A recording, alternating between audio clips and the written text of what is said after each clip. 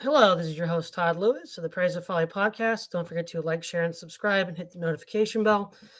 Don't forget to subscribe to my locals to get updates and to support the channel. And for those that already are supporting, thank you for your support. Continued support keeps me producing content. So, this is episode 2 of the weekend review, and we have a lot here. So, let's start with RT Trump warns of World War III.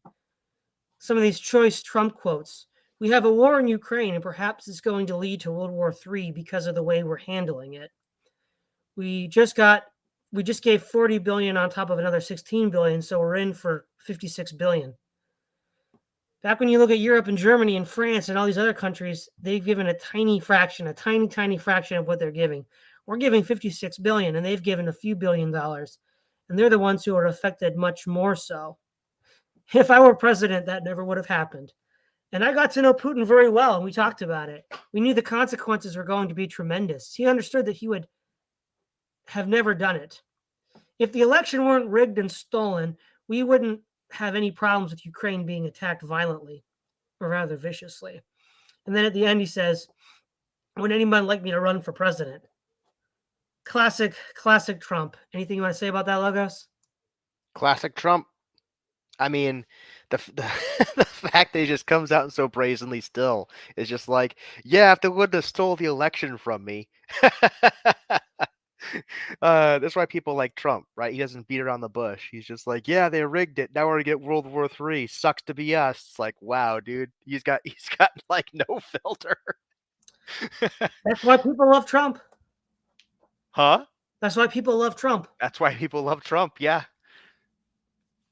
Yeah. So, also, the leading news issue in Ukraine right now is the battle for Severodonetsk, which is a crucial position in the Donbass that the Russians have been fighting for quite some time now.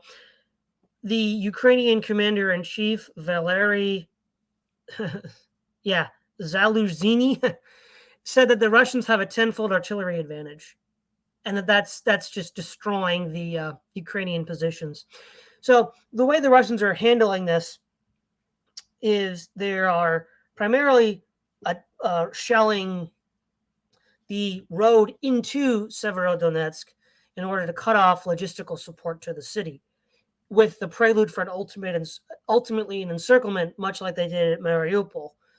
Now, one of the downsides of shelling the city proper is much like what happened in the Monte Cassino in World War II when the Allied bombers bombed the city. It actually made it more defensible for the German forces.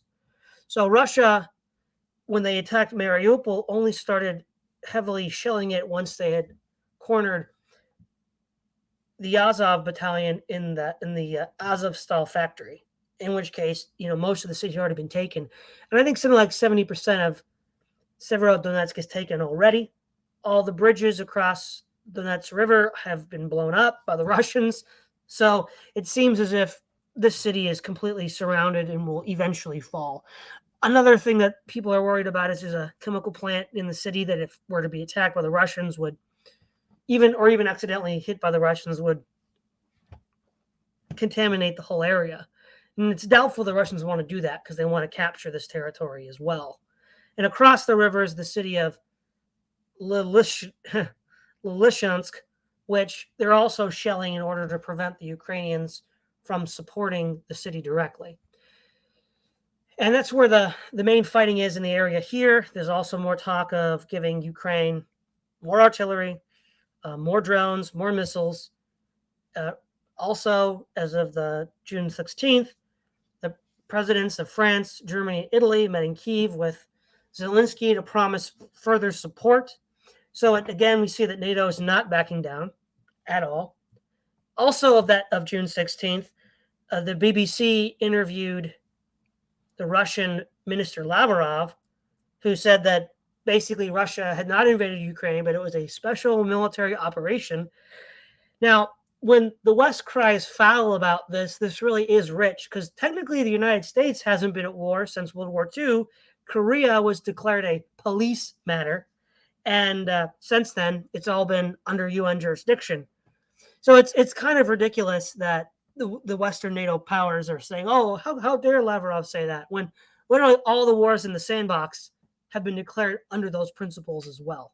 So Lavrov also said that he wasn't concerned about how the West viewed Russia, but how international law would support Russia's attack, and that Russia has nothing to be ashamed of. So we see that both sides have pretty much dug in their heels. Yeah, I mean, what else are we going to expect from this?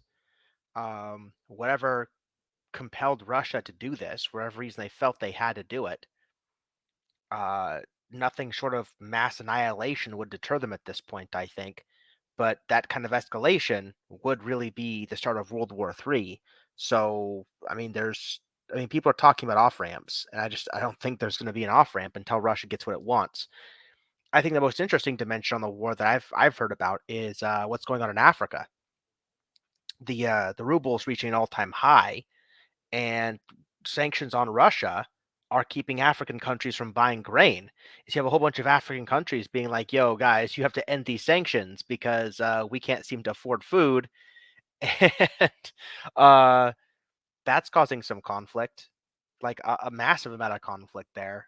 Uh, Given the relationship these African countries are already having with, say, China, uh, if this keeps up, and if the West's moral crusade here, their words basically not mine, right? This whole we're gonna sanction Russia, we're gonna have higher gas prices, food's gonna get expensive, blah blah blah blah. But it's all for the greater good, basically, is how it's been argued to the American people. So this moral crusade the West's going on with these sanctions could threaten to turn large regions of the world like Africa against them. And if that happens, then this whole multipolar talk that China, Iran, and Russia have been talking about won't just be talk because, circumventing Russian sanctions will be the only way these countries will be able to feed themselves. Yeah, and to that point, we see with Newsweek, U.S. warns starving African nations not to buy grain stolen by Russia. Right. Yeah, I you're mean, starving people, right? You need to feed yourselves, but you better watch where you get that food. yeah. So U.S. officials are cautioning African countries against buying grains plundered from Ukraine, as some nations draw closer to Russia to slow surging food prices and stave off hunger. I mean, this is insane. I Yeah, mean, you know, if African countries are going to starve, and again, most of the grain they purchased was from Russia and Ukraine. Now Ukraine is being invaded and Russia's under sanctions, so yeah, it's really bad. And one of the other thing too that this shows is that the last, I don't know, 60 years of humanitarian pearl clutching about Africa was just a all a joke, lie. all a lie. So all of these, like, starving African kids that were put on TV were just, pearl clutching. The other thing that was interesting recently was that the fact that Russia captured two Americans, and that there was a third American missing. So the missing American is looks like he's Native American or Japanese, Grady Kerpasi, who is missing. And then the two that were captured was Daruki and Hoon, one who's a Caucasian and one looks like he's, again, some Hoon sounds Korean, but and apparently they were interviewed by Russia State Television, both saying that, oh yeah, this was a mistake. It's not our fight. And of course, the Western media is painting that they were saying this under duress. Yeah. It's one of those things where it feels like both sides are saying what they have to say, and you never know like who's being truthful. It's like, of course, the Western media would say that it had to be under duress, but also if these prisoners want their freedom, this could be a condition for their freedom. So it might actually be that they're saying it under duress. It's like, of course, this is how both sides are going to behave here. So who do you believe? Well, also to that point, there were two British volunteers captured and sentenced by Donetsk courts to death. That also came up in the BBC interview with Lavrov, and he said that he supports the court's decision. So if these two British volunteers were actually executed, that might have been something hanging over the heads of the American volunteers, and they're like, "Yeah, we'll say whatever you want, buddy." Yeah, exactly. So there's that. So what seems to be clear here is that they're digging in their heels. The West is not backing down. Russia's not backing down. It's not looking good. And it also looks like that the Ukrainians are just suffering horrendous losses. You wonder how long they can keep this up. Zelensky still seems to want to keep it up, and I guess as long as he's getting weapons from the West, he will. As the saying goes, we'll fight to the last Ukrainian. Yeah, I mean, what was I going to say about this? So one thing I could say about this is Jimmy Dore was joking about this recently, and he said that surrender for Zelensky is actually impossible because if Zelensky surrenders, then the Nazis in his own army will kill him. That's what Jimmy Dore said. I don't even know how much I doubt that, to be honest. I mean, I hadn't thought about it like that, but maybe he's right. But the other thing too is, yeah, we talked last week about them losing like 100, 200 soldiers a day, and now that number's bumped up to like thousands of soldiers a day. And so you really wonder how long they can keep this up, especially since I don't even know if we've seen the full extent of Russia's escalation here. I mean, the hundreds a day it's like that meme, right? It's like, you ever see the meme with the screwdrivers trying to take off the screw? The first one's like a little wrench, I'm not asking. It's like come off, a bigger wrench, please come off, and then finally have this blowtorch giant mega wrench combo. It's like, I'm not asking, right? What we're seeing is kind of like the embodiment of that with the whole Ukraine thing. But despite all this, despite the fact that as Russia has kind of like escalated because West has given them weapons, they're losing more soldiers a day because of it. Zelensky, I heard on the news, was still saying that Ukraine could win this fight in something like 3 to 4 months if they had all the proper equipment. And it's just like, yeah, no. Well, also speaking to that as well, I forget which Western media outlet it was. They all kind of run together at this point. There were Ukrainian troops saying that they needed heavy equipment from NATO to fight Russia. Otherwise, they just have to resort to a guerrilla campaign. I think one of the things that they're going to try to do is by pouring, all of this heavy weapons into Ukraine. So the artillery, that'd be missile launchers, things like that. So part of the problem here for the West, and which is not a problem for Russia, is Russia doesn't get rid of old tanks, doesn't get rid of old APCs, doesn't get rid of old artillery, and it keeps the ammunition around as well too. So now the Russia's going, full Eastern Front, World War II heavy artillery barrages. I mean, they have millions of rounds of ammunition from artillery that some of it's 70 years old. right. But technically they have air superiority and superior numbers, so who cares? I mean, you'll still be dead if you get hit by a Katyusha, if you get hit by, a modern artillery shell, right? It doesn't really matter from Russia's perspective. And Russia on paper has 12,000 tanks, and most of which are obsolete, of which maybe 2,500 are active duty. But the thing is, Ukraine doesn't have that many tanks anyhow. So when Ukraine gets to a sufficiently low number of tanks, at what point can Russia just say, yeah, I got T-55s and T-62s, and who cares because you're out of tanks. And we'll just, push across a wide front. And now compare that with the smart weapons that we've been giving Ukraine. So obviously the Javelin missile, very effective. The problem is, though, the amount that was produced up until the point of the invasion was not for a full war, right? So, or at least not a war with Russia. And the way production goes for these precision guided munitions, also there's a precision guided munition for the M77 artillery piece, is you have to buy them in large batches because otherwise the unit cost is just way too high. But up until the sales began in February, there wasn't the demand for that. So all of that stuff had to be produced in these large batches, which is probably why, of course, a couple months ago, Scholz brought the German arms budget up to 100 billion euros, as he promised. But that's not going to be ready for a long time. Whereas Russia just has gobs and gobs of these Cold War era vehicles and platforms. And to be honest, Ukraine is mostly using Cold War era as well. If you look at what was being given to them by Poland and Hungary and the Baltic states, they're all like old Soviet equipment from the Cold War. So it's not like Ukraine has a massive cutting edge against Russia. They have a handful of Western smart weapons that they've already shot all the ammunition off of, and they're running low. And so now it's a battle of attrition where Russia can just throw, 12,000 tanks at you and, probably an equivalent amount of artillery. It's just not looking good for Ukraine. I think what they're doing is the Western nations are trying to delay Russia as long as possible to ramp up their own military production. It's just kind of crazy to think about. You look at NATO and you see that it extends all the way to Belarus, all the way to Russia in the case of the Baltic states. And you saw how powerful the US Army was in 2003 when it invaded Iraq. And you're like, how is NATO so weak? How is NATO at this point where Russia, which is ostensibly, in really dire straits, say demographically and economically with the sanctions, able to engage in this kind of a fight, and NATO's just struggling, even though it outnumbers Russia? Well, there's a few reasons. Russia has them by the balls when it comes to energy. Yep. That's a big, big, big factor why Europe is in trouble. Second of all, after the end of the Cold War, a kind of non-interventionist political liberal pacifism dominated European policy.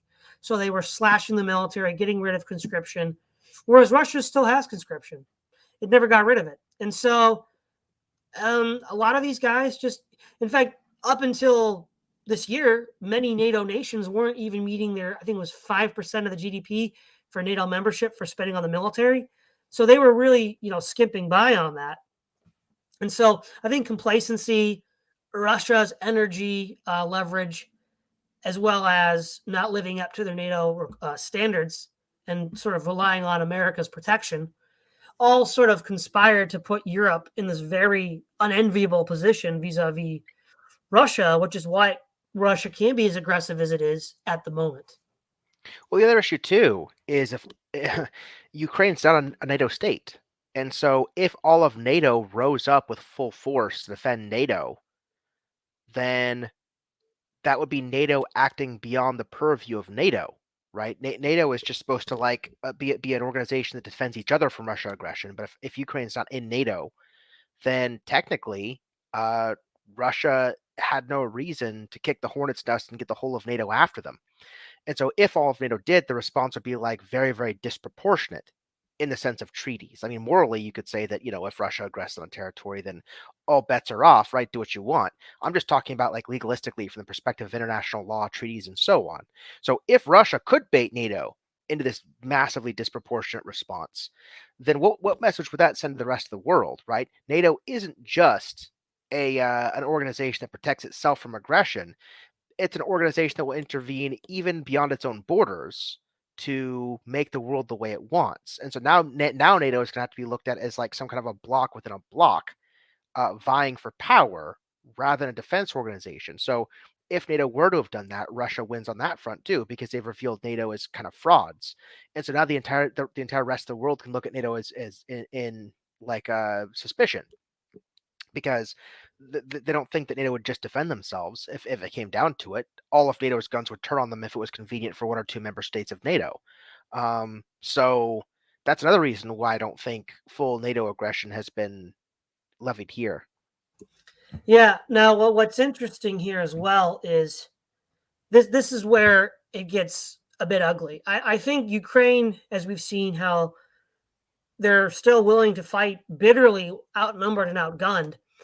I think the collective memory of not only the Soviet Union, but the Russian Empire over the Baltic states, Ukraine, Poland, they were under both rules. And then Czech Republic, Slovakia, Hungary, Romania, Bulgaria were under the Soviet rule. All of them are like never again. I think they would literally just fight to the last, which means that I think the West is trying to use the Eastern Europeans as sort of like a giant Stalingrad for the Russians to just bleed them dry. I mean, and I think Putin's goal is to try to win the game of chicken in Ukraine to then cast doubt on the efficacy of NATO, hopefully getting other nations to leave NATO and ally with Russia, or at least become sufficiently isolated that Russia could attack them. Either way, I don't think the coming years are going to be very pleasant in Eastern Europe. Yeah, I'd push back on that a little bit. I mean, the only reason Russia's been able to do what it's doing in Ukraine is because Ukraine wasn't yet a NATO state. And some of the reasons why Russia is doing this preemptively is because they were worried about Ukraine joining NATO. Um, like I don't think the Russians would have done this if like the entire U.S. Army to be kicking down their door in response, which would happen if they attacked another NATO state. And so in response to this, you're seeing like all the Scandinavian countries. I think they've now officially joined NATO. I know they're applying, but I think sometime last week, one or two of them, I think, are now officially NATO members. Um, and so if Russia's goal was to cast doubt on NATO, I think it's having the opposite effect. I think what it's telling the other countries is we need to join NATO. That way, NATO can have our back from an international law perspective. Yeah. Well, yeah. Ultimately, it would seem if Russia's goal was to break up NATO, then yeah, it would look like it's failed. But because ultimately, as long as these Eastern European countries are still a part of NATO, Russia can't attack them directly. Now, the issue is, how long will it take NATO and the United States to ramp up production of military assets, but also natural gas. And in fact, now that Europe is having to wean itself off Russia's natural gas, they're going to have to get LNG, liquid natural gas, delivered from the United States. And what's ridiculous is liquid natural gas is a lot more expensive and volatile than regular natural gas. And one could envision a horror scenario where some sort of like drone or suicide bomber blows up one of those ships in a European port, like Amsterdam or London or Wilhelmshaven, and it'll just level it. And it's like a bomb going off, and that would be catastrophic. Definitely. Okay, so in the United States, CNN has a 22 loudest lines from Trump's 12-page statement on January 6th committee. So this is just going to be more classic Trump. If they had any real evidence, they'd hold real hearings with equal representation. They used the illegally constituted committee to put on a smoke and mirror show for the American people in a pitiful last-ditch effort to deceive the American public again. They have refused to allow their political opponents to participate in this process and have excluded all exculpatory witnesses and anyone who so easily points out the flaws in their story. The unselect pseudo committee has coordinated with their media puppets to broadcast their witnesses on national television without any opposition, cross-examination, or rebuttal evidence. What are the members of the treasonous committee afraid of? Man, Trump's coming out strong here. Any thoughts on those statements, Logos? Yeah, I liked how I call them treasonous because they're calling him treasonous. He's calling them treasonous. So both sides have just unilaterally just called the other one treasonous. Like, where do you go from there? There's nowhere you can go from there, right? Because what do you do with people who are treasonous? You get rid of them. So we now have two sides of the country who have now used the very end of the rope as far as our language goes to describe each other. And the description is now people we have to kill. So fun. Let's see. 6, Democrats created the narrative of January 6th to detract from the much larger and more important truth that the 2020 election was rigged and stolen.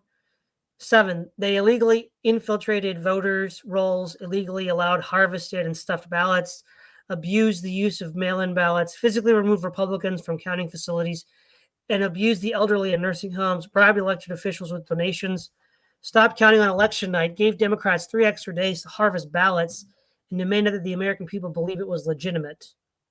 8, the truth is that the Americans showed up in Washington, D.C. in massive numbers, but seldom revealed by the press on January 6, 2021, to hold their elected officials accountable for the obvious signs of criminal activity throughout the election. Yeah, there we go again. Yep. This is all ridiculous and treasonous except to cover up the fact that the Democrats rigged the election and are siphoning America's freedoms and power for their own benefit. On election night, America watched as my lead grew and grew over Joe Biden as I was set to claim another victory. The swamp was so determined to keep their stranglehold on power that they delayed the results of the election so they could find, manufacture, or produce more ballots after they knew how many they needed to beat me.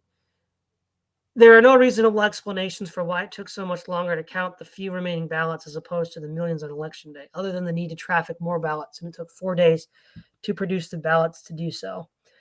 What's interesting about this is that we really are seeing the hardening of the lines here, because obviously in these investigations, Trump has been given short shrift, and Trump is just like fine, and his positions on thus far are representative of many conservatives and many moderates as well. Yeah. I mean, even some people on the left are just coming out and saying that like the election was stolen from Trump. Um, what I find interesting about this is you would think with this investigation going on, Trump would like nuance bro it, right? It's like, well, come on, they're trying to accuse me of this big lie thing, but all I'm trying to do is ask questions, right? You see him trying to like get a message out there in a subtle way, right? Dog whistling, as they call it. No, he's just coming right out. He's just like, he's just like, let me explain to you kids how they stole it from me for the fifth time because y'all got short memories. It's just like, oh man, he's got he's got no chill. He's just like, no, we're gonna escalate it. I don't even care. Let's escalate it, right? And then, but you're talking to me about like what was it, Dugan? And Dugan was just like, "Oh yeah, they totally stole the election from Trump." And I was watching this on Bill Maher last night. I'm not following the hearings directly because why? It's a clown show. Um, but I like to watch people in short bursts talking about it just to see, what the left media is saying about it and cringe as you'd expect. But on Bill Maher, it was hilarious because like uh Crystal Ball was on there, and she's just like, "Well, we have to get down to the root issues about like why people believe this election wasn't fair in the first place, right? You don't have millions of people showing up to the Capitol, like pissed off about like how this election's going, out of nowhere, right? Something caused this. Some distrust in our institutions have caused this. Some distrust the media that was supposed to fact check this, caused this, right? Why don't they believe the fact checking the media? Why did they believe it might have been stolen in the first place? Why is Trump the flame they seem to like flock to like moths? What is going on here? Like, can we do a sober adult analysis on what the heck is going on in the country? Or are we just going to make this all about Trump and arrest Trump?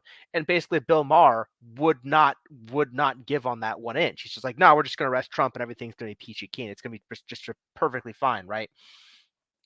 I just couldn't believe it. I couldn't believe it. I'm like, I don't care what your political persuasion is. So here's an analogy Bill Maher wanted to use, right? He said, well, if somebody robs a gas station, right? You can do an analysis of all the facts in their lives about like, why they decided to rob this gas station. But at the end of the day, you're still going to arrest them. It's like, okay, fine. But I think this is more analogous to something like, suppose the same gas station gets robbed by a different person every Thursday without fail for 10 years, right? They can arrest all the individual robbers you want, but at the end of the day, we're going to have to ask the question, why is this gas station being robbed on cue by a different dude every Thursday? Like, you are not going to solve the problem at that point without investigating, like, why? What the heck is going on, right? And that seemed to be what Crystal was trying to like get the other panelists to budge on, and they just wouldn't do it, which is just absolutely wild to me, right? So it's almost like they hope that just arresting Trump and jailing him will send this message, like we don't care what your grievances are, we're going to jail your boy, and that's going to be a message to all of you people. That's like the worst thing they could do, because what has Trump been saying? He's been saying the whole time, like, they're not after me, they're after you. I'm just in the way. So the second the elite say we're going to ignore your grievances and jail your boy, um, they're they're going to be like, oh, dude, he was totally right, you know. And so that's just going to escalate things even further. This is like such a mess. It is. It is. Okay, like drug mules in this context, mules are those paid to illegally traffic ballots from nonprofit organizations and drop them into ballot boxes.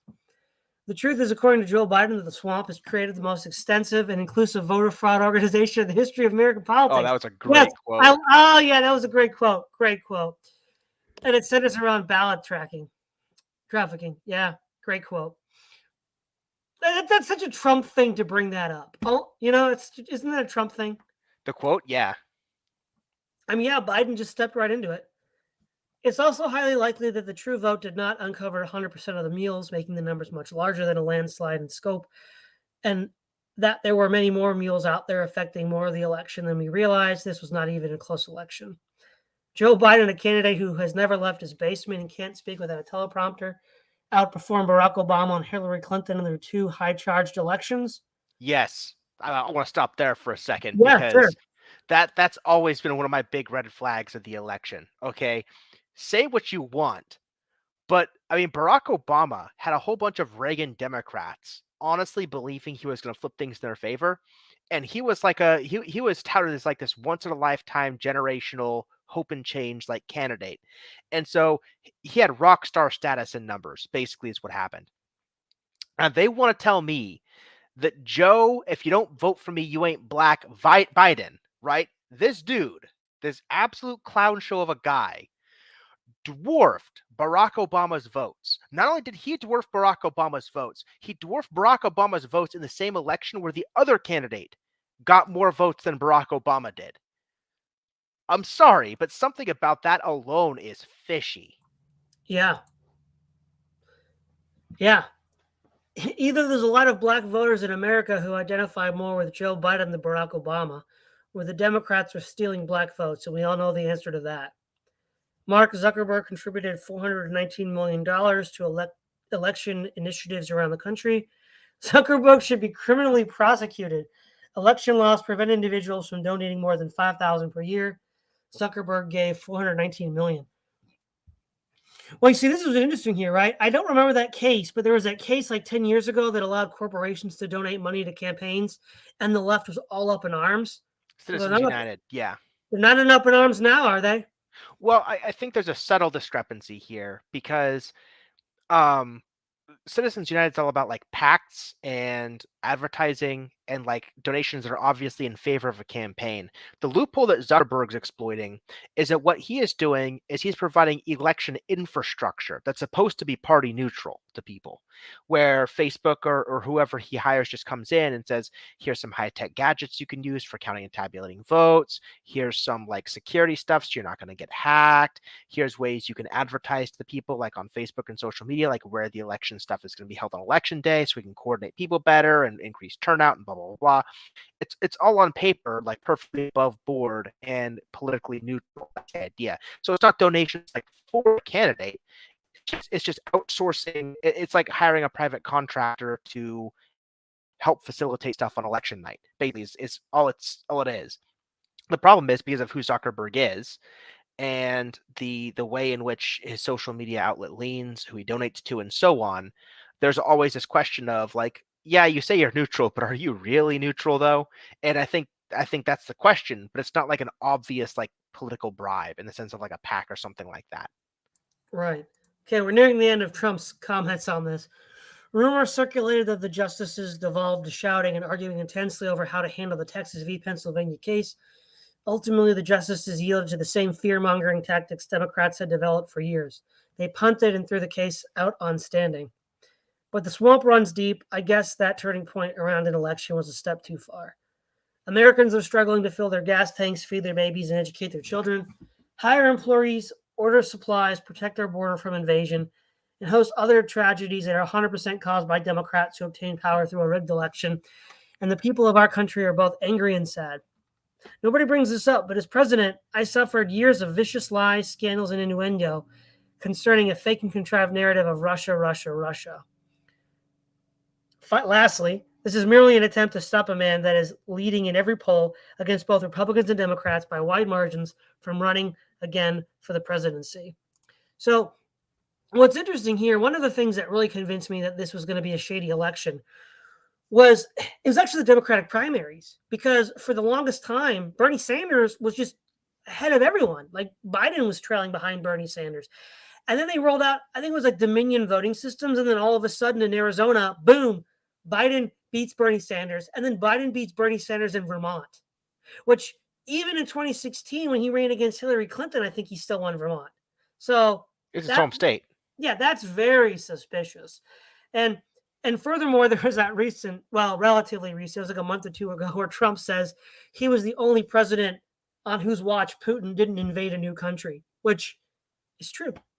So, yeah, that's definitely so. A couple of things I want to point out here, like I see how CNN's responding to this, right? The response to 20 was, "This sentence is 53 words long. Yup."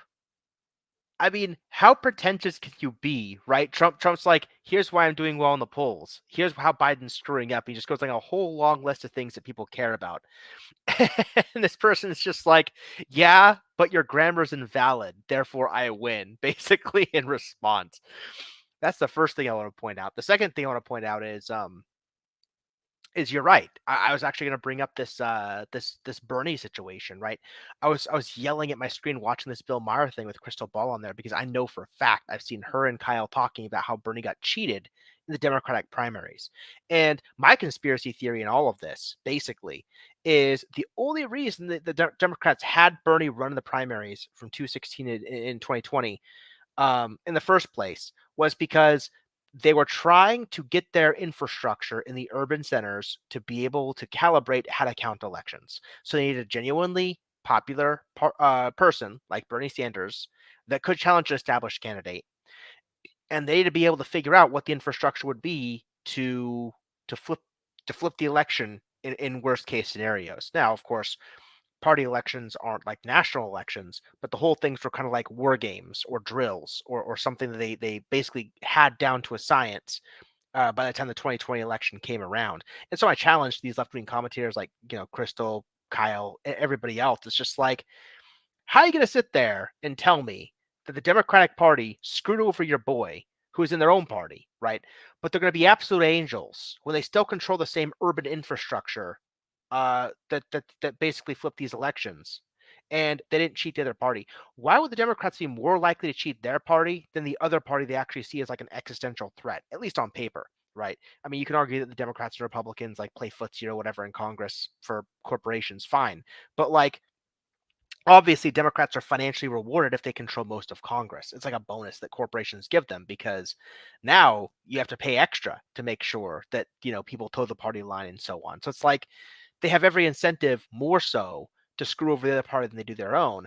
And after so many months of shady nonsense I've seen, like with them covering like the Bernie's elections and so on, it's like they have some explaining to do. Why one and not the other, even though the other is more likely than the former? It's just goofy. Well, yeah, exactly. And I think what is important here about these statements from Trump is that this is why Trump is popular, right? Well, what's one of the things that we used to hear all the time in the 90s and in the aughties? Well, the Republicans are just too nice. They just let the Democrats get away with all this stuff. Yep. And then Trump is that guy that, in the minds of the voters, doesn't let him get away with that. And so he plays that role. See, that role was demanding to be filled for a long time within, say, conservative and even centrist parties or voting blocks. And Yep. now Trump fills that role. And that market is not going away. In fact, it's getting bigger because, as you said, even some Democrats are beginning to admit that the election might have been stolen. And now, while we're talking about just the complete disaster that is Biden's America, we have Biden falling off a bike. Here we go. For real, guys. Biden falls off a bike. I mean, what's there to say at this point? The president of the United States is filmed falling off a bike. I mean, I don't know if I can give him too much flack for that because I have no hand coordination. I'd probably fall off a bike on a Thursday, so I don't know if I'm super worried about that. I think the most enjoyment I had out of this meme was they had the Shooting Star song they were doing to it, and I'm just a sucker for that song no matter what the context. But yeah, that put a smile on my face. The other good meme is the bicycle meme. Biden's riding the bicycle in the top frame. The second frame, he puts a stick in the wheel. The third frame, he falls over and he says, "Why did Trump do this?" Oh yeah, yeah. That was classy. That was good. So this is what's interesting. We still haven't yet heard what the Supreme Court ruling on Roe versus Wade is, but they say, what is it? Shit talks, money walks, right? So when it comes to the actual money issue, we see some interesting trends with Planned Parenthood, which indicates that at least they think it's quite likely that Roe v. Wade will be overturned. So Planned Parenthood stops abortion services in South Dakota ahead of Supreme Court action on Dobbs. This is from ArgusLeader.com. Abortion services have stopped, at least temporarily, at South Dakota's sole Planned Parenthood clinic, while the organization waits for the Supreme Court of the United States to decide the fate of an abortion rights case out of Mississippi that has the potential to overturn Roe versus Wade. That's interesting. Also on MSN.com, we read Planned Parenthood of Wisconsin will not schedule appointments for abortion procedures for dates after June 25th, out of concern that the Supreme Court will formally overturn Roe versus Wade. If the landmark 1973 abortion rights decision is overturned, Wisconsin will revert to an 1849 law that outlaws all abortions except when necessary to save the life of the pregnant woman.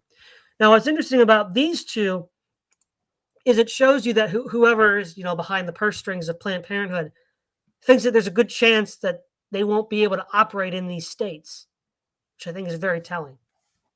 Yeah, definitely. I mean, political insiders play this political football game all the time, and if these things are shutting down, that's kind of interesting. If they weren't shutting down, that would be equally interesting because what it means is they're scheduling appointments based on a law that might be overturned, and what are you going to do? You schedule an appointment in the future for something that's illegal, and but you have to like recompense the customer if you schedule this appointment, like you have to break it now. I don't know how that works. And so,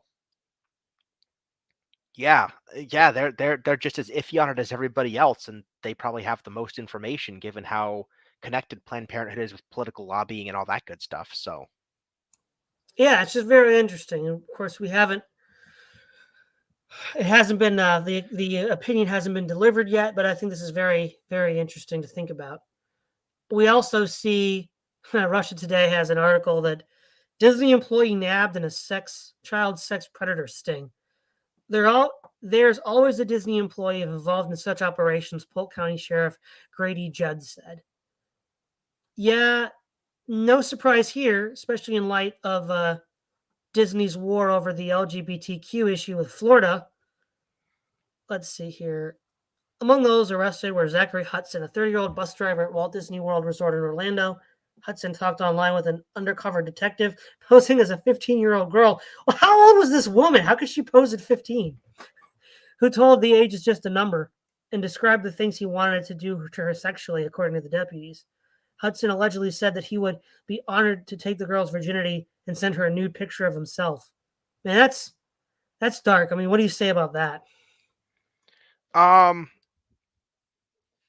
think my favorite thing is age is just a number because, like, one of the big things I see, like, conservatives saying as far as the trans stuff goes, right, is I don't remember who I heard say this. I think it might have been a Ben Shapiro speech that somebody was watching on their phone. I just happened to hear it. And Ben's just like, well, why can't you identify as 60, right? This person's obviously like somebody in the early 20s, a college student. Is like, well, why can't you just identify as 60, right? Age is just a number, right? This person got all indignant like it was some kind of a straw man. But I've got this guy coming out literally saying, like, oh no, guys, age is just a number, right? I can identify our age discrepancy as whatever we want. And you can only call it a straw man so many times before people point out all the times it's actually happened and go, wait a minute, you actually have to come up with an explanation for this, guys. This is nuts. The other case that's like this as well is there was this like really big culture warrior on Twitter that was like a gay teacher, spy teacher, or something like that, and he was always getting involved in like the groomer discussions about like the school boards and stuff like that, and sex ed in schools, and he'd just be freaking out about how like the conservatives were basically like equating like these acceptance things with pedophilia or grooming kids or whatever, right? And lo and behold, he raped a 13-year-old boy and recorded himself doing it. Like, I feel bad for the kid. I don't want to laugh. I mean, I guess what I'm laughing about is the fact that like he protested too much. Obviously, it's like, yeah, we're not groomers, right? We just want acceptance. And clearly, he just got caught trying to groom and record raping a kid. Like, you can't make this up. This is just insane. Yeah, and so lastly here, Sheriff Judd described those arrested as incredible deviants and nasty, nasty people, telling reporters we can't even use the words that they used. So here's what's important here. This is something I've talked about in other contexts. The modern sexual revolution was justified on quote unquote scientific grounds by Alfred Kinsey's 1948 book, Sexuality in the Human Male. Then a few years later, he did a follow up with Sexuality in the Human Female. Now, there's a lot of good content exposing Kinsey's fraudulent research and criminal activity. There's the Kinsey syndrome, which I think is still on YouTube. There's the, I think it's called Children of Table 31, which is also still on YouTube. And then there's Kinsey's Pedophiles, all of which are excellent documentaries that expose this monster's activity. I mean, even today, having adult-child sexual relationships is illegal. And it was certainly illegal in the 1930s and 40s when this data was being acquired.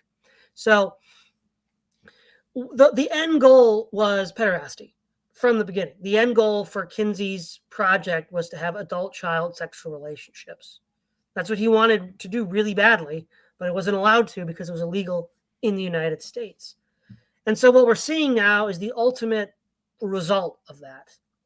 And what we're also seeing is it's sped up really fast. Like we went from like 2017 to now, and this, the rainbow movement just accelerated massively. So I think it was really given a head of steam by Obergefell, and then it just kind of went into all of these ugly areas. And now we're seeing that a lot of Americans, especially parents, with what they're hearing about what's being taught at school, are like, whoa, it's, you're not diddling my kid. And so this is really accelerating the cultural war and hardening the lines between right and left. And I think a lot of people who were fence sitters, center left, or centrists are gonna see this and turn more to a rightward direction. Yeah, I mean, something that's a white pill in all this is you finally have normicons like James Lindsay and people like him finally talking about Kinsey in ordinary conversation. Another real piece of work that's now being normalized in talking about this is John Money and his relationship to the whole gender as a social construct thing. The frustrating part about all this is the left to go, well, yeah, well, now we have these other academic studies, these other academic arguments, and that, so we have these independent lines of research. And so even if these people are discredited as terrible human beings, it just doesn't matter, right? And this is why, at this point, a lot of people are just writing academia off as a whole institution, right? It's not just like Kinsey and Money were just like bad apples in like this otherwise good apple cart of academia. But what people are starting to realize is that academia is just pushing out bad apple after bad apple after bad apple. And there's like some kind of institutional feature. They're not a bug in the institution, they're a feature. And so this backlash is going to be rightly paired up with skepticism of just like the academic institutions writ large. And I think part of that was the vaccine thing too. We're still finding out stuff about the original Pfizer documents about how terrible the vaccine was, how they knew how terrible it was. I'm not talking about like the real crazy conspiracy theories, like say chips or trackers, or they design it as like to kill people off or what. No, I've been hearing statistics from the study just saying things like they knew the vaccine was only going to be like 39% effective and only for the first like month or something. Um, just things like that. And once that comes out and people are realizing like how much academia is being bought and sold and paid for by these different groups that want to influence what kind of institution pops out of academia, they're rightly going to be horrified. And this is trickling to all academic parts of the country. K through 12 is suffering teacher shortages and all sorts of other stuff's going on. It's just, man, it's crazy. Well, yeah, what this does is, not to be a broken record, but it proves that the conservative talking points were right yet again. It is a slippery slope from normalizing homosexuality to child rape, which is exactly what's going on all over the country now. Yeah, what's interesting is the new version of that slippery slope argument is this this list of bullet points, right, that I see about left-wing discourse. Point 1 is it's not happening. Point 2 is even if it were to happen, it would be a good thing. It's not happening, but if it were to happen, it'd be a good thing. And then point 3 is, okay, it's happening. Shut up and accept it, you bigot, right? So instead of like a slippery slope argument, people are just looking at like every issue over the last 10 years and just like mapping it verbatim to this like, chain of effects and just saying, Okay, Lefty. Which part of this progression are we on this week, right? And what's really funny is in Twitter threads about like CRT and education or something. You'll see different people on the left at different parts of that bullet point people, that progression, and so people just be like quoting different tweets from the threads and just showing like all stages of the conversation that different people are engaging in, and it's just absolutely hilarious if it's not sad. I don't know. No, I know, yeah. And again, going back to the religious right in the 90s, the left and the Democrats are just a bunch of psycho pervert child rapists. And now they're just showing it openly. The other thing that is relevant here is shifting over to the energy crisis. This is relevant to Europe, especially as they need LNG deliveries. Is CNBC natural gas plummets as Freeport delays facility restarting following explosion. Natural gas prices plunged on Tuesday after Freeport LNG said its facility that had a fire last week likely won't be back up and running soon.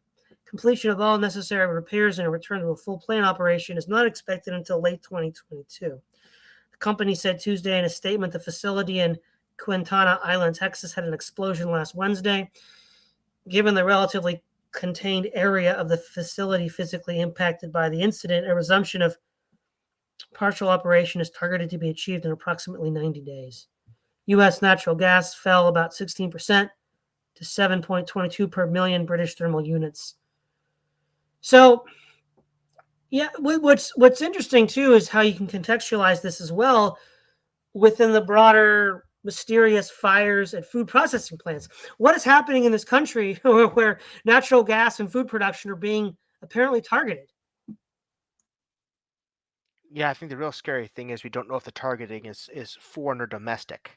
I heard about an act of terrorism that happened in California several years ago. I don't know exactly how many years ago, but like a bunch of trained, like they think it was former spec ops shooters, but they never actually caught the guys that did it.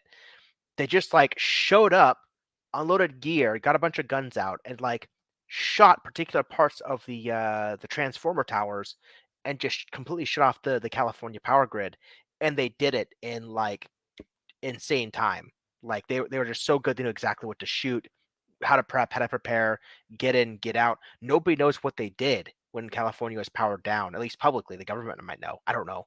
Um, is this like some kind of special ops training for the government training to undermine the US? Why would they do it? I don't know.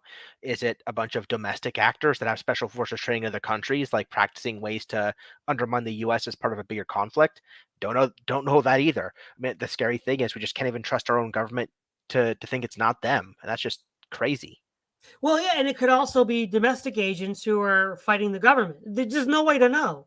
Yep. And this reminds me of last year. There were reports that large agribusiness firms were hacked and had their operations frozen until they were, paid a ransom. And we don't know who hacked it. We don't know if it was the Chinese or the Russians or even U.S. government agents or something like Anonymous. No idea. Could be anybody. It's really disconcerting to just see how now. But what's interesting here is what this shows is what the demographic of Americans called survivalists and preppers were right all along. The American infrastructure is very vulnerable. Whether it's accident, whether it's a targeted attack, it's not protected. And there are people watching. And unfortunately, those people that are watching are taking notes and are probably planning the next move. Yep. So that's interesting. Now, you had mentioned, Logos, that 2,000 cattle died in Kansas. Yep. Due to a heat wave. That's interesting. Thousands of cattle and feedlots. This is from CBS News. In southwestern Kansas have died of heat stress due to soaring temperatures, high humidity, and little wind. I wonder to what extent all of these deaths are due to also water shortages, because presumably you die of heat stroke or heat death when you don't get water. Mm-hmm. Hard to tell, but just another stress on all of this. Now, I won't actually be showing this on the share screen for now, but we now been reading about large amounts of shortages of feminine hygiene products, which, if in conjunction with what we've been reporting, what we've been hearing about Roe v. Wade, I think we're going to be need to seeing articles called not just a post-Roe America, but a post-female workforce. I think that if Roe v. Wade is going to be overturned, and it looks increasingly likely that it will be, but then again, who knows, right? They can always pull that rabbit out of the hat. With shortages of feminine hygiene products to boot, corporations are going to decide that it's too expensive per unit cost to keep a woman employed, and just won't. Mm-hmm. And at that point, changes to the labor market at that point will be extreme. I don't think anybody's alive now that would remember what it was like before women entered the workforce in large numbers. I don't know. I think so. They'd be retired now for sure. They'd probably be in their 80s or whatnot. But yeah. And also, I don't have it up at the moment, but there's also chlorine shortages for pools. I mean, these shortages just keep piling up, piling up, piling up. And what's interesting is what a lot of people still refuse to understand is that the global supply chain is done. Like China, which is the world's workshop, is gearing up for some conflict in the South China Sea and in the Pacific, and the trade war between the U.S. and China is getting increasingly fierce. It's over. Like we're bringing production of like microchip plants back to the United States. I don't know if that'll happen, and though they're only supposed to be operable around 2024, 2025. 2 to 3 years from now, a lot of things can happen on the world stage. What we're going to see, though, is a lot of shortages of what we might call consumer products. And Americans are just going to have to be satisfied with a lot less. That seems to be the lesson of the coming years. Yeah, definitely. I'm reminded of Niall Ferguson's debate with Fareed Zakaria where they were talking about this, and Ferguson said that that the liberal international order is dead. Not that it's a good thing or a bad thing; it's just over.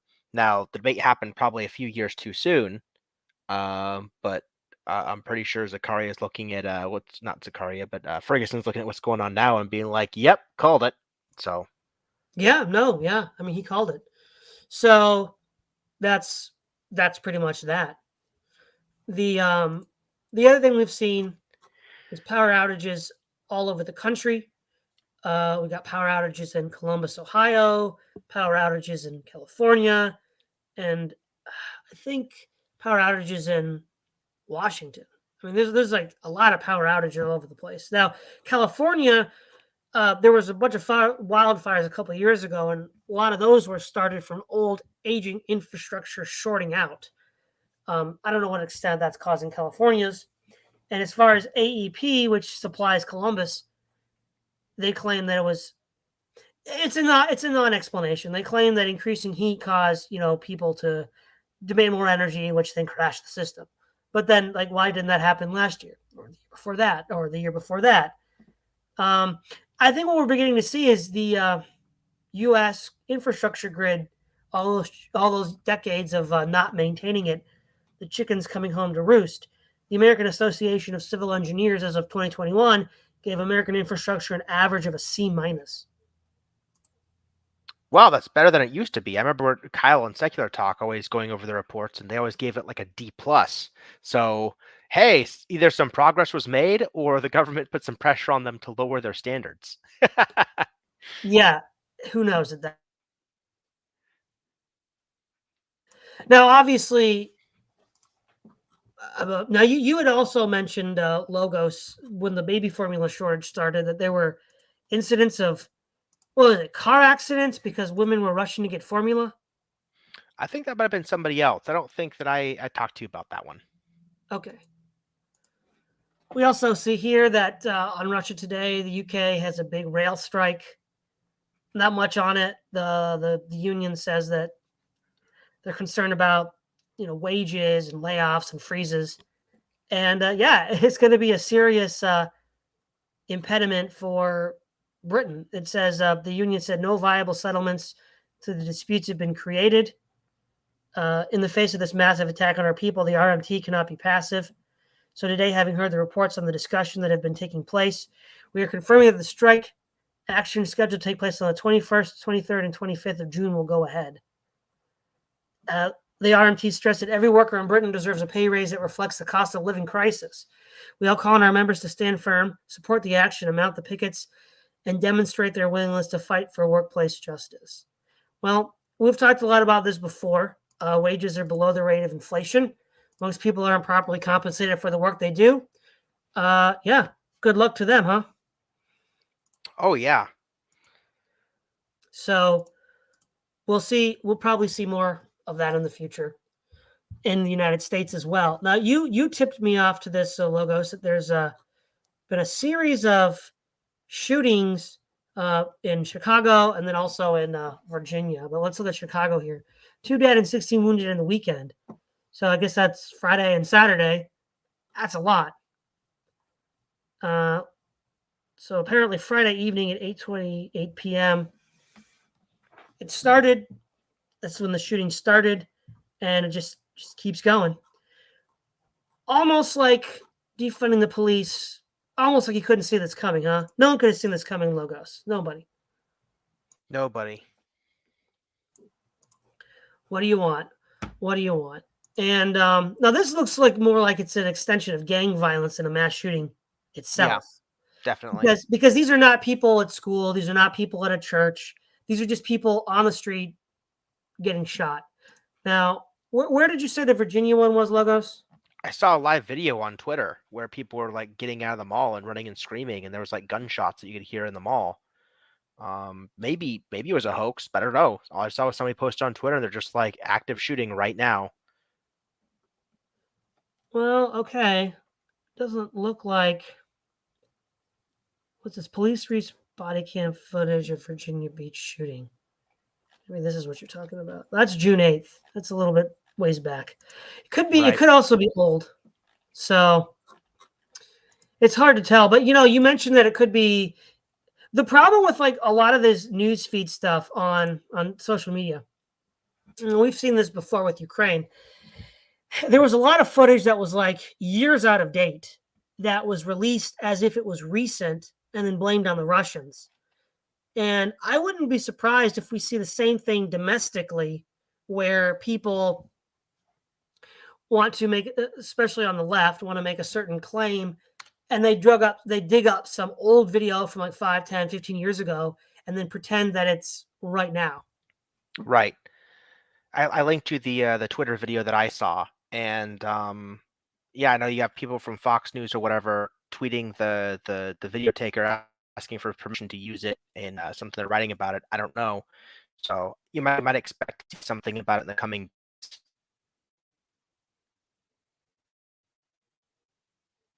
So we have here no injuries. There you go. No injuries reported. Okay, so this is Baltimore news station. A gun was fired when a fight broke out at Northern Virginia Mall, but no injuries were reported. Okay, again, this doesn't sound like a mass shooting. It just sounds like a altercation that broke bad. Yep, that's good, because all the video I saw had everybody running out, and you could hear like gunshots in the background. So sure, yeah.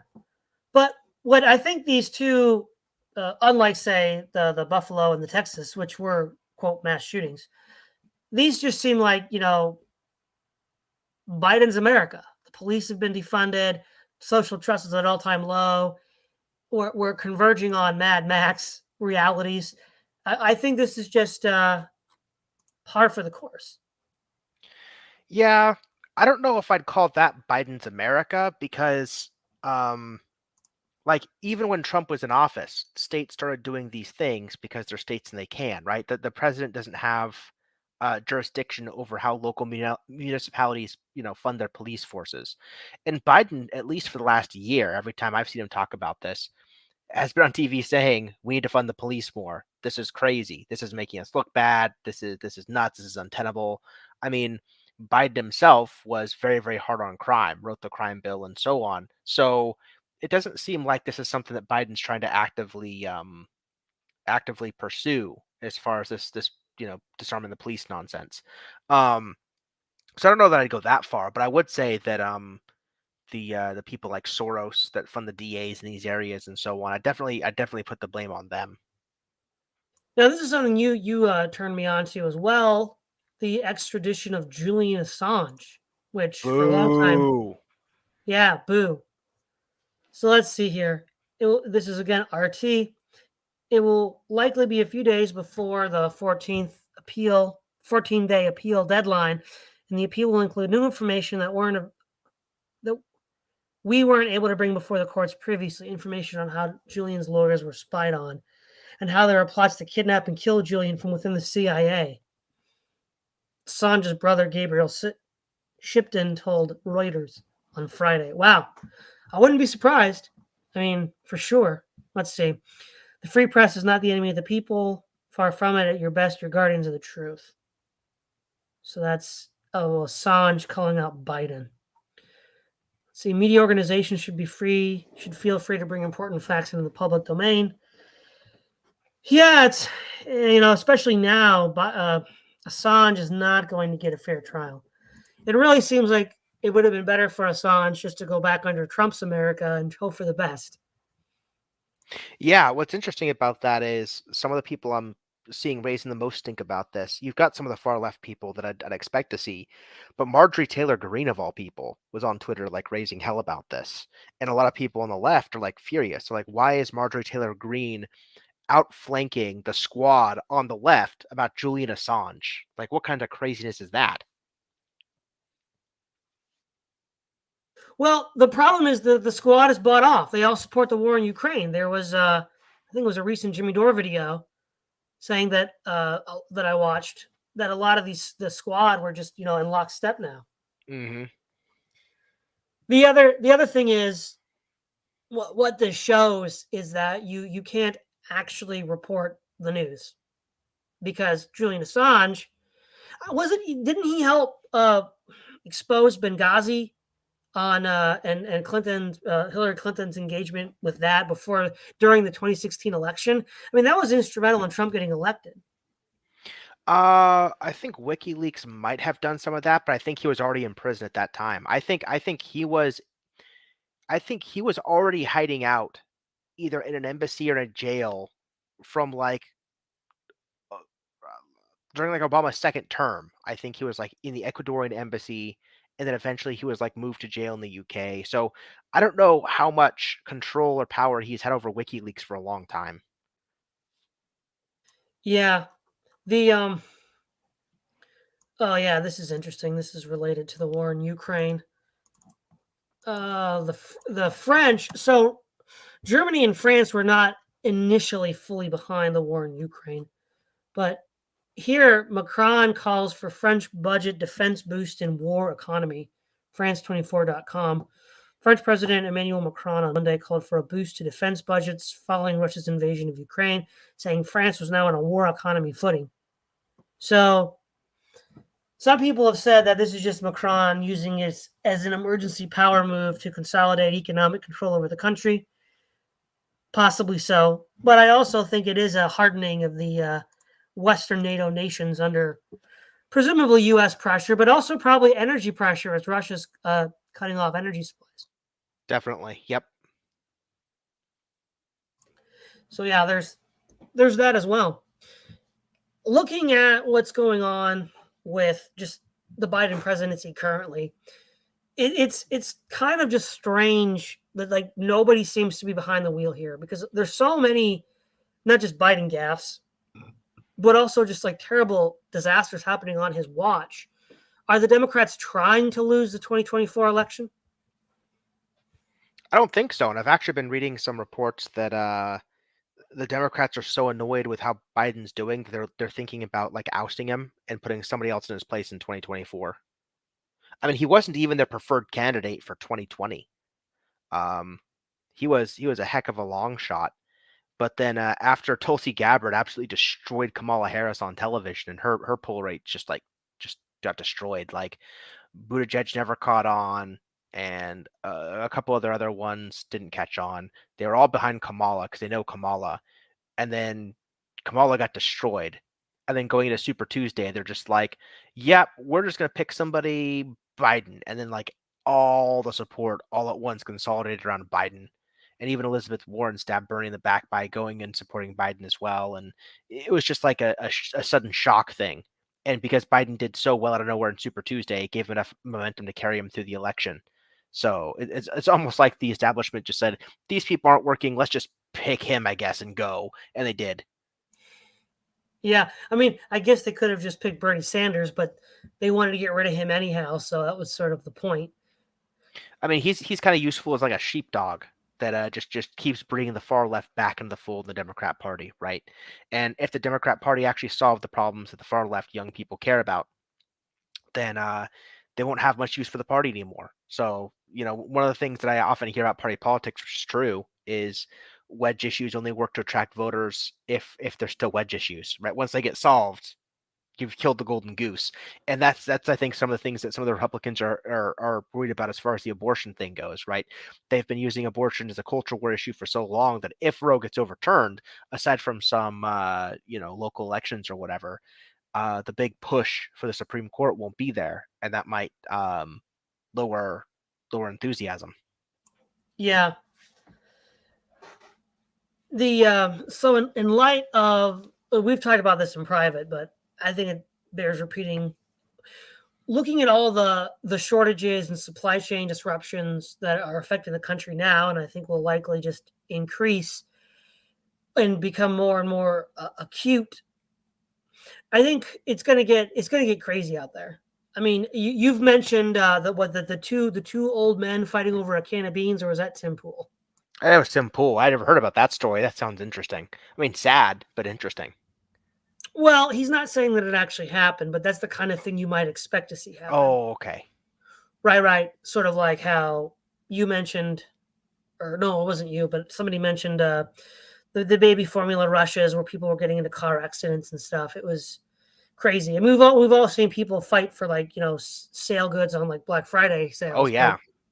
But this time it's going to be for perceived necessities and maybe actual necessities. Yep.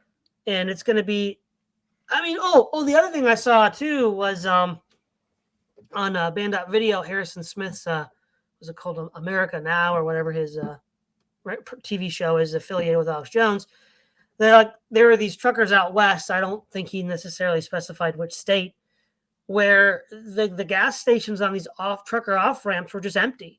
Some of these trucks were stuck for like 2 days. Wow, that's nuts. Yeah, that's nuts.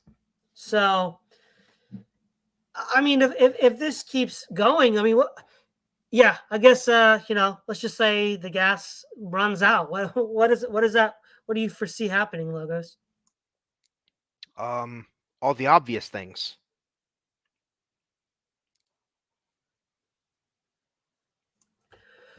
Well, all right. Is there anything else you want to say before we wrap this up? No. I'm sorry. The news is still depressing as it always is. I wish we could have a break for once. That'd be great. I mean, just looking at the stuff we were going to talk about last week or this week, and it's just like this just sounds like last week but worse. And I think next week is probably going to be this week but worse. I don't know. Politics sucks. Well, yeah, politics sucks. The news sucks, and everything's getting worse. But yeah, thanks, Logos, for coming on. Everybody, thanks for tuning in. It's Todd Lewis of the Praise of Folly podcast signing off.